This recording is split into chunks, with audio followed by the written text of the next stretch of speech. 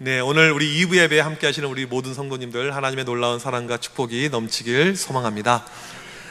다음은 무엇일까요? 제가 퀴즈를 하나 낼 테니까 한번 알아맞혀 보시길 바랍니다. 이것 안에는 비타민, 철분, 칼슘, 칼륨이 들어있어서 빈혈 예방, 암 예방, 피로 회복에 좋고 노화 방지에 좋고 이뇨작용 촉진을 하며 치매 예방에 좋습니다. 무엇일까요? 우리 드셔야 될 것 같은데 꼭 이것을요? 네, 이 눈치 있으신 분은 아시겠죠? 바로 여름 제철 과일인 포도입니다. 저는 어렸을 때 저희 교회 사택에 이 포도나무가 이렇게 있었어요. 청포도였어요. 그래서 여름이 되게 되면 이 포도가 익기만을 기다립니다. 그러면 때가 되게 되면 탱글탱글 이 포도가 이렇게 잘 맺어요. 그리고 이것을 따서 먹습니다. 맛이 정말 없었어요. 신포도. 하지만 그래도 그거 하나 먹고 싶었던 그 마음이 아직까지 제 안에 이렇게 아련하게 남아 있습니다.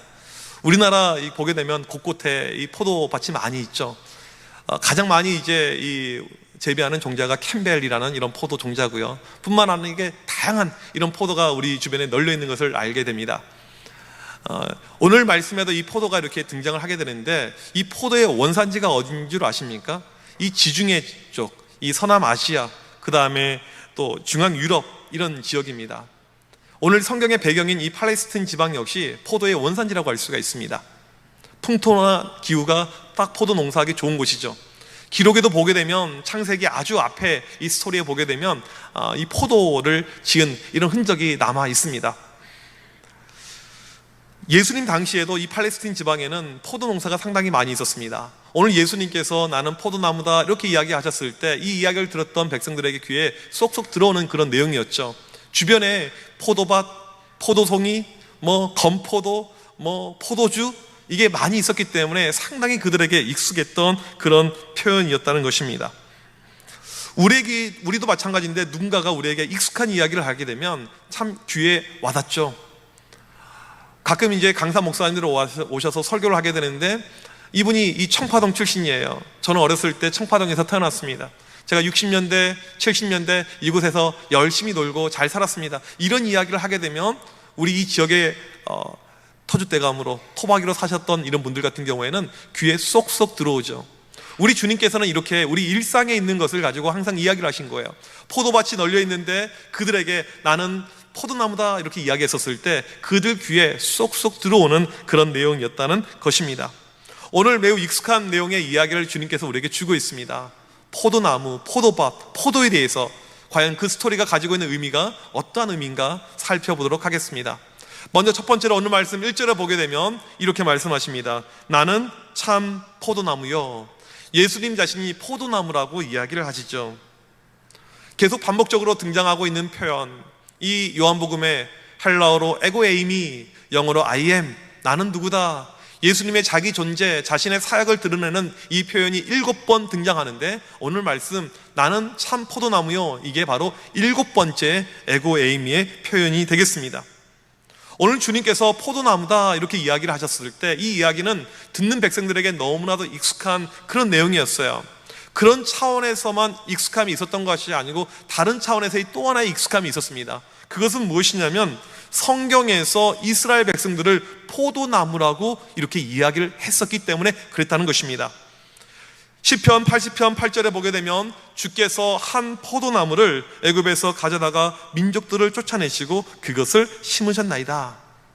애굽에 있었던 이스라엘 백성들을 가나안 땅, 팔레스틴 땅에 하나님께서 옮겨 심으시죠. 그게 포도나무라는 거예요. 예레미야 2장 21절 내가 너를 순전한 참 종자 곧 귀한 포도나무로 심었거늘. 이스라엘 백성들은 포도나무입니다.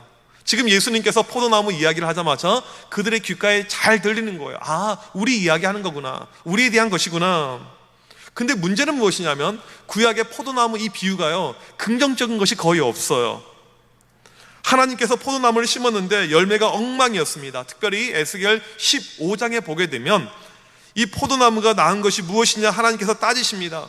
농부가 포도나무를 재배하는 이유가 무엇이에요? 포도를 먹기 위해서, 열매를 위해서 재배하잖아요. 열매가 하나도 없는 거예요. 그래서 너희들 열매가 없으니까, 필요 없으니까 내가 다 잘라버리겠다, 내가 너희들 불태우겠다, 장작으로 사용해야겠다. 하나님께서 그렇게 말씀을 그들에게 하십니다. 이러한 표현은 에스겔 15장에 한 번 등장으로 끝나는 것이 아니고 여러 차례 반복이 됩니다.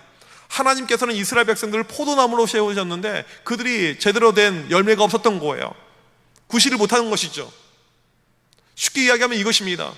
하나님께서 그들을 아름답게 만들었는데 그들이 죄를 지으면서 우상을 숭배하는 가운데 열매가 도무지 그들의 삶에 없었다는 것입니다. 그래서 포도밭이 엉망이 된 거예요. 야생 포도나무처럼 열매가 없게 됩니다. 그래서 성경은 이스라엘을 가리켜서 그냥 포도나무라고 이야기하지 않고 들 포도나무라고 이야기합니다. 들에 있는, 관리가 되지 않는, 그러니까 열매가 거의 없는 그런 포도나무, 실패한 포도나무, 이것이 이스라엘이에요.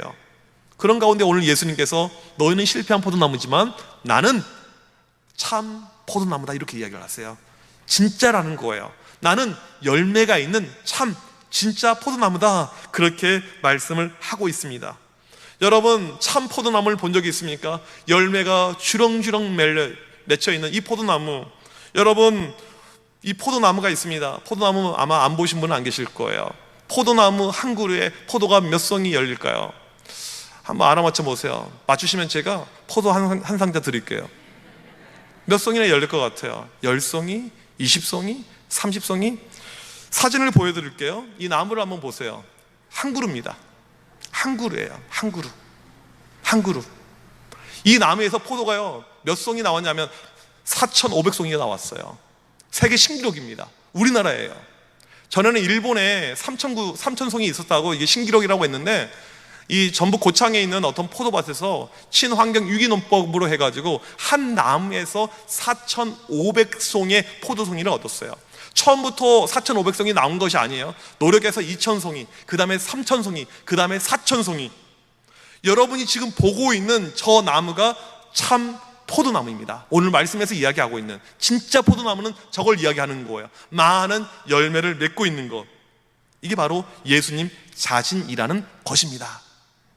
오늘 말씀 두 번째로 보게 되면 1절에 이어서 내 아버지는 농부라, 하나님 아버지는 이제 농부라고 이야기를 합니다. 예수님은 포도나무고 이 포도밭을 일구시는 분은 우리 아버지 하나님이라는 이야기입니다. 농부에게는 소원이 있죠. 많은 이 열매들 얻는 것, 많은 이 풍요로운 작물을 얻는 것, 포도송이가 많이 맺히는 것, 이게 농부의 소원입니다. 죽으라고 농사를 짓는데 잎은 많이 나오지만 열매가 없다면 그 농사는 실패하게 된 것입니다. 오늘 말씀 2절에 보게 되면 더 열매를 맺게 하려 하여, 영어 성경 보게 되면 more라고 나와 있습니다. 더 많은 열매를 맺게 하려, 이게 바로 이 농부의 목적입니다. 많은 열매가 있는 것. 제 아버지께서는 목회를 은퇴하시고 이 시골에 가셔서 농사를 짓고 있습니다. 저는 은퇴 후에 이렇게 시골에 가서 살아가는 이 모습 참 좋다고 생각을 합니다. 농장이 꽤 커요. 우리 교회 본당 한 100배 될까요? 어마어마하게 큰 아주 넓은 이런 밭입니다. 가보게 되면요, 앵두나무가 너무너무 많이 있어요. 많은 앵두가 열려 있고요, 매실 요즘에 많이 또 열려 있고요, 고구마, 양파, 옥수수, 마늘. 가고 싶으시죠? 많다니까요. 정말 많아요. 최근에는 체리나무도 있더라고요. 체리가 이렇게 많이 열려 있고요. 제가 정말 빈말이 아니고 우리 권사님들 모시고 가고 싶은데 왕복 10시간이에요. 해외 갔다 오는 게 더 빠를 수가 있습니다. 너무 좀 멀죠. 제가 가끔 그 농장에 가보게 되면 제 아버지께서 기분이 좋으실 때랑 좀 덜 좋으실 때가 있어요. 언제 기분이 좋으시냐면 열매가 많이 맺었을 때, 추수 수확이 많을 때, 그때는 기분이 너무너무 좋으세요. 기분이 좀 별로일 때는 언제냐면 열심히 노력하고 그렇게 힘들게 애쓰게 일했지만 이 벌레 먹어서 해충 이런 것에 열매가 없으면 마음이 좀 좋지 않은 것을 보게 됩니다. 농부의 소원은요, 다른 데 없습니다. 많은 열매예요. 우리 하나님 아버지가 우리를 바라볼 때 동일합니다. 많은 열매예요. 어떠한 열매가 있는가? 우리는 우리의 삶을 볼 때마다 항상 이런 질문이 필요합니다. 나에게는 어떠한 열매가 있는가? 우리 아버지의 관심이 열매이기 때문에 나에게는 기도의 열매가 있는가? 나에게는 말씀의 열매가 있는가? 나에게는 전도의 열매가 있는가? 열매가 있으면 하나님께서 기뻐하시고 열매가 없으면 하나님의 기분 역시 별로입니다. 농부는 포도나무가 많은 열매를 맺기 위해서 노력을 하는데 오늘 2절에 보니까 두 가지를 합니다. 필요 없는 가지를 제거하는 것, 또 그것을 깨끗하게 하는 것. 포도농사에서 중요한 것은요, 가지치기예요. 이게 덩쿨 작물이기 때문에 가지가 계속해서 뻗어나가게 됩니다. 그래서 이 한 해의 농사가 다 끝난 다음에 모든 잎이 다 진 다음에 12월 정도가 되게 되면 이 포도 농부는 이 낫을 들고 인정사정 할 것 없이 가지를 다 잘라냅니다. 딱 필요한 건 남겨놓고요, 다 가지치기를 해요. 이것을 하지 않게 되면 벌레가 생깁니다. 수많은 어려움이 생기게 되는 거예요. 또 이것을 하지 않게 되면 열매가 많이 맺을 수도 없게 되고요, 열매가 맺는다고 할지라도 자양분이 제대로 가지 않게 됩니다.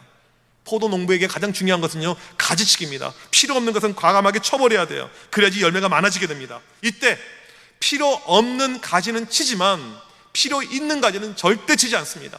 정말 중요한 가지, 정말 필요한 가지는 절대 건드리지 않아요. 필요 없는 것만 쳐내죠.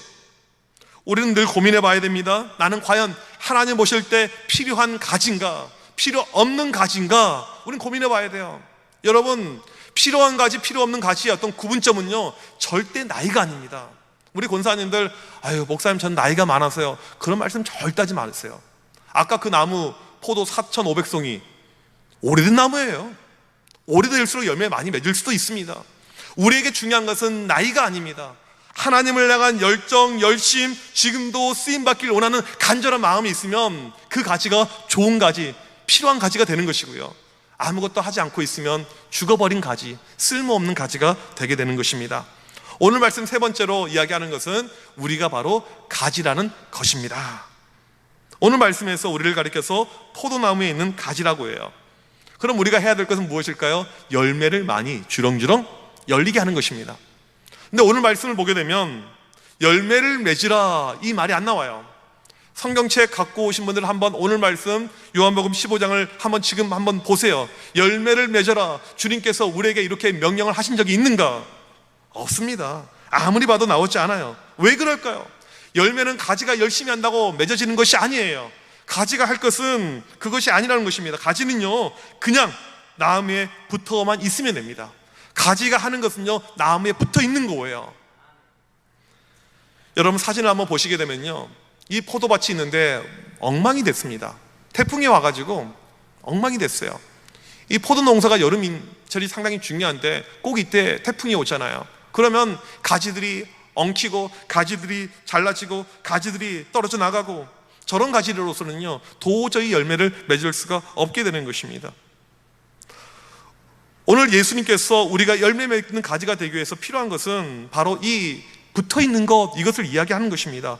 오늘 본문의 주제어인데요, 화면을 한번 보시게 되면 이 헬라어 성경 원에 보게 되면 NMOE라는 단어, 내 안에, 이것이 계속 반복이 됩니다. 6번이나 성경 원문에 등장을 하고 있습니다. 가진 우리가 해야 될 일은 무엇이냐면 내 안에 있는 것, 주님 안에 있는 것이라는 것입니다. 우리가 다른 데 있지 않고 주님 안에 있을 때 그때 열매를 맺을 수가 있다는 것입니다. 신앙에서 중요한 것은 열매가 있고 없고인데 이것이 어떻게 판가름 납니까? 여러분이 주님 안에 있으면 열매가 있고 주님 밖에 있으면 열매가 없다는 것입니다. 어떠한 가지는 태풍이 오더라도 풍랑이 오더라도 붙어 있어요. 그 가지에서는 반드시 열매가 맺습니다. 어떠한 가지는 힘이 없어요. 바람 불면 그냥 떨어져 나갑니다. 열매가 없습니다. 우리는 끊임없이 고민해야 돼요. 나는 붙어 있는 가지인가? 나는 떨어져 있는 가지인가? 그렇다면 오늘 말씀의 주제어인 내 안에, 주님 안에, 이게 가지고 있는 의미가 과연 무엇일까요? 신학적인 표현을 쓰자면 이것은 예수 그리스도와의 연합을 이야기합니다. 다른 말로 예수 그리스도와의 관계를 맺고 내가 교통하고 있는 것, 이것을 이야기합니다. 이런 표현이 좀 어려우시다면 내가 주님께 꼭 붙잡혀 있는 것, 붙들려 있는 것, 주님 안에 있다, 이게 그런 의미입니다. 주님과 함께 살아가는 것인데 이 주님 안에, 내 안에 이것이 어떻게 가능할까요? 이렇게 질문하실 수가 있을 거예요. 요한계시록 3장 20절에 정답이 나와 있습니다. 같이 우리 한 목소리로 이 말씀 읽어보겠습니다. 시작. 볼지어다 내가 문 밖에 서서 두드리노니 누구든지 내 음성을 듣고 문을 열면 내가 그에게로 들어가 그와 더불어 먹고 그는 나와 더불어 먹으리라. 아멘. 주님께서 우리의 마음의 문을 두드리고 계십니다. 두드려요. 언제 두드릴까요? 내가 기도할 때, 내가 찬양할 때, 내가 예배 드릴 때, 어쩌면 지금 이 순간에 여러분의 마음을 주님께서 두드리고 계십니다. 두드려요. 내가 너 안에 들어가길 원한다. 여러분 아마 이 사진을 보신 적이 있으실 거예요. 성화 이게 요한계시록 3장 20절을 그대로 묘사하고 있는 모습인데요. 주님께서 밖에서 문을 두드립니다. 이 사진을 잘 보시게 되면요, 문고리가 없어요. 보통 밖에서 문을 열고 들어가야 되는데 이 문의 특징은요, 반드시 안에서 열어줘야 됩니다. 주님은 끊임없이 우리의 마음의 문을 두드리고 있습니다. 누가 문을 열어야 돼요? 내가 문을 열어야 됩니다. 주님께서 마음의 문을 두드릴 때 문을 우리가 열게 되면 그때 주님께서 들어오시게 되고 우리와 주님 사이에 연합이 생기게 되는 것입니다. 이게 바로 주님 안에라는 뜻입니다. 로마서에 또 다른 비유가 등장합니다. 11장 17절 18절에 보게 되면 원래 열매가 없었던 돌 감람나무가 나와요. 이건 야생에 있는 나무입니다. 열매가 잘 맺혀지지 않아요.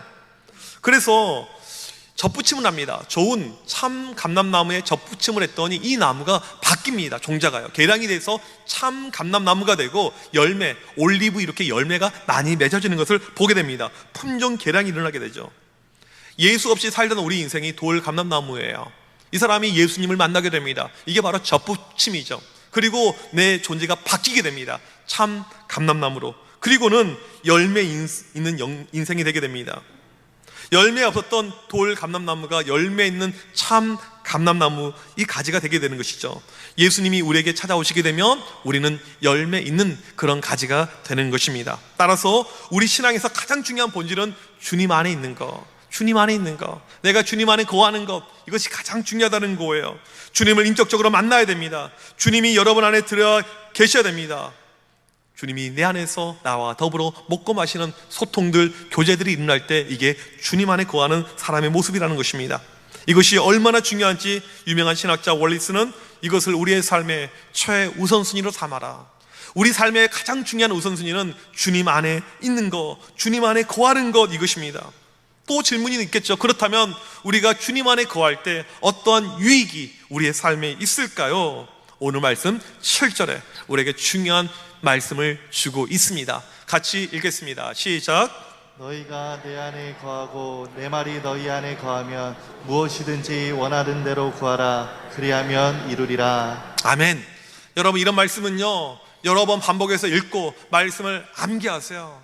우리 신앙에서 정말 말씀 암송, 암기만큼 주는 유익이 큰 것이 없어요. 너희가 내 안에 거하고 내 말이 너희 안에 거하면 무엇이든지 구하는 대로 이루리라. 원하는 대로 이루리라. 그래야면 이루리라 말씀하고 있잖아요. 이 말씀이 우리의 삶의 이정표가 되어서 무엇이든지 원하는 대로 구할 때 이루신다는 그 하나님의 역사를 우리가 체험하길 간절히 소망합니다. 여러분, 이 말씀을 자세하게 보세요. 무엇이든지 원하는 대로 구하라. 그래야면 이루리라. 무엇이든지. 놀랍지 않습니까? 무엇이든지. 여러분, 지금 무엇이 필요하세요? 여러분 삶에 무엇이 지금 중요합니까? 집이 필요하세요? 아파트가 필요하세요? 돈이 필요하세요? 자녀 결혼을 시켜야 됩니까? 아니면 건강이 필요하십니까? 무엇이든지 원하는 대로 구하라. 이루겠다고 하나님께서 우리에게 약속을 하고 있는 놀라운 말씀입니다. 여러분, 우리가 이 말씀을 보지만 우리 가운데 의구심이 들죠? 정말 과연 내가 무엇이든지 구하게 되면 이런 응답과 이런 역사가 있을까? 이런 마음이 들 것입니다. 어떻게 무엇이든지 구할 때 이루어질까요? 어떤 집에 이 두 자녀가 있었습니다. 가정 형편이 상당히 좋지 않아서 이 부모가 힘들게 이 아이들을 키워요. 물신양면으로 엄청나게 애를 쓰면서 이 자녀들을 잘 키워서 대학을 다 보내고 좋은 직장을 가고 또 이 자녀들이 능력이 있어서 또 이렇게 사업을 하면서 사업도 잘 되었습니다. 이 부모님들은 연세가 많이 이제 드셔서 몸이 쇠약해졌어요. 홀로 있기가 너무나도 힘듭니다. 이때 큰아들이 자기 와이프에게 이야기를 해요. 여보, 우리 부모님 우리가 모십시다. 부모님 너무나도 힘든데 그냥 두면 안 될 것 같습니다. 했더니 그렇게 하자고 했어요. 그리고 이 부모님을 모십니다. 그냥 모시지 않고 정말 정성을 다해서 부모님을 잘 섬겼어요. 부모님이 답답해 하실까봐 한 번씩은 교회로 이렇게 드라이브도 가고 또 여름철이 되면 보양식도 드시게 하고 병원을 항상 모시고 다니고 부모님이 할 수 있는 모든, 부모님께 할 수 있는 모든 것을 다해서 이렇게 지극정성으로 섬겼습니다. 둘째가 있어요. 애는 코빼기가 안 비쳐요. 오질 않습니다. 에이, 아버지 이제 곧 있으면 돌아가실 텐데 에이, 나중에 가지 내가 뭐 가러 가는, 이렇게 그렇게 반응을 하는 거예요. 그런데 공교롭게도 첫째와 둘째 둘 다 사업에 갑자기 위기가 찾아오게 됩니다. 돈이 좀 필요했어요. 근데 이야기를 해보니까 아버지에게 돈이 있는 거예요. 상당히 많은 액수의 돈이 있었습니다. 두 아들들이 와서 아버지께 아버지 돈 좀 주세요 이야기했었습니다. 근데 아버지의 형편이 둘 다 줄 수 있는 형편이 아니에요. 누구에게 돈을 줄까요? 이거 물어보나 마나죠. 첫째이죠.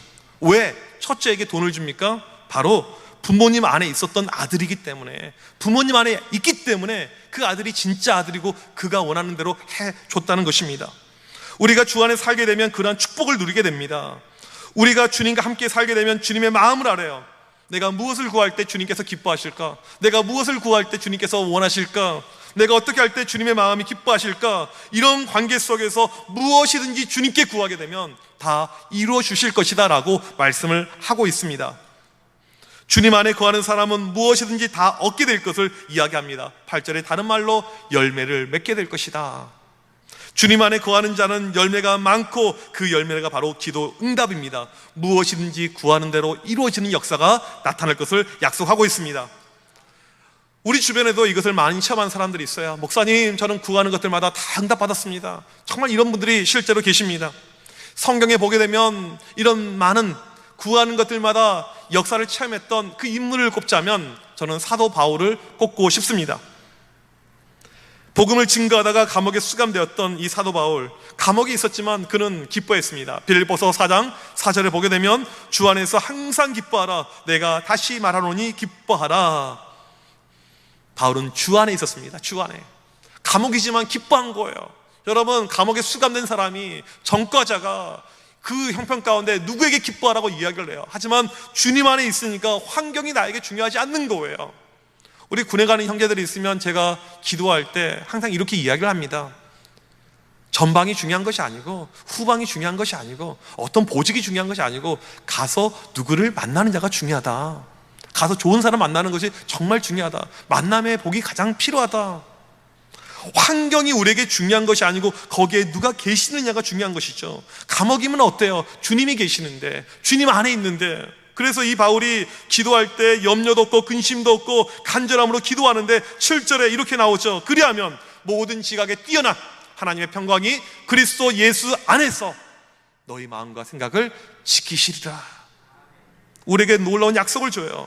주님 안에만 있으면 우리의 마음을 꼭 붙잡아 주신다고 약속을 합니다. 여기서 그치지 않아요. 빌립보서 4장 10절에서 다시 한번 이야기합니다. 이번에는 내가 주 안에서 크게 기뻐하면 더 크게 기뻐해요. 주님 안에 있으니까. 이 바울의 상태가요, 비천합니다. 궁핍합니다. 배고픔이에요. 물질에 어려움이 있었습니다. 그런데 경험한 것이 무엇이에요? 크게 기뻐한 거예요. 크게 기뻐한 거. 왜? 주님 안에 있으니까. 그런 가운데 바울이 했던 고백이 13절에 우리가 아는 그 말씀, 내게 능력 주시는 자 안에서, 내게 능력 주시는 자 안에 있기 때문에 내가 모든 것을 할 수 있느니라. 주님 안에 있으니까, 내게 능력 주시는 모든 권세와 능력을 가지시는 분이 내 안에 있으니까 모든 것을 할 수 있다, 이렇게 이야기를 합니다. 어떠한 어려움, 어떠한 힘든 것이 찾아오더라도 주님 안에만 있으면, 주님께 붙들림만 되게 되면 걱정할 것, 근심할 것이 없다는 것입니다. 이게 바로 주님 안에서의 능력이라는 것입니다. 아마 여러분 이 영화를, 또 다큐멘터리를 아마 보신 분이 계실 것입니다. 교회 오빠. 이 남편 이관희 집사, 부인 오은주 집사, 교회에서 만나서 교제해서 아름다운 가정을 참 이렇게 만들었습니다. 결혼한 지 3년 만에 드디어 아이가 태어났어요. 산후조리원에서 이렇게 몸 관리를 하다가 이제 몸을 잘 풀고 이제 집에 왔습니다. 아이를 안고 이제 새 식구가 오손도손하게 살 수 있는 그런 어떤 그림을 그리는 그 찰나에 산후조리원 태어나는 그날 자기 남편이 대장암 말기라는 소식을 듣게 됩니다. 충격적인 이야기를 들어요. 그때 남편 나이 37살. 그 이야기를 자기 부모님에게 했더니 이 시어머니가 충격을 받고 돌아가시게 됩니다. 갑자기 어머니가 또 돌아가시게 되었어요. 그리고 이제 이 아이 어떻게 키워야 될까 이렇게 고민하고 살아가는데 얼마 후에 이 부인 역시 혈액암 4기 판정을 받게 돼요. 말 그대로 세상에 어떻게 이런 일이 일어날 수 있을까? 그런 어떤 재앙과 같은 일이 이 가정에 발생하게 됩니다. 이들이 했던 기도가, 하나님 이러다가 우리 식구 다 죽게 되겠습니다. 이것이 이때 했던 그들의 기도였어요. 근데 이 이관희 집사님이 얼마나 대단하냐면요, 뭐 TV에도 이렇게 방영이 되었지만 항암 치료하고 몸이 삐쩍삐쩍 말라가고 정말 어떻게 보면 인생의 소망이 다 사라져 가는데 얼굴 표정이 절대 소망 없는 사람이 아닙니다.